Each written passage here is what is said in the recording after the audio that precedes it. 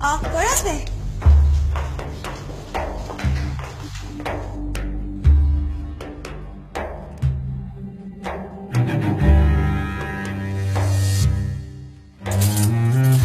Ne yapıyorsun ya? Babayı tutuklamışlar. Yok ya Poyraz deme. Maalesef. Ne yaptığını sanıyorsun lan sen? Görevimi yapıyorum. Şimdi bir zahmet bir çekil bakalım. Hadi.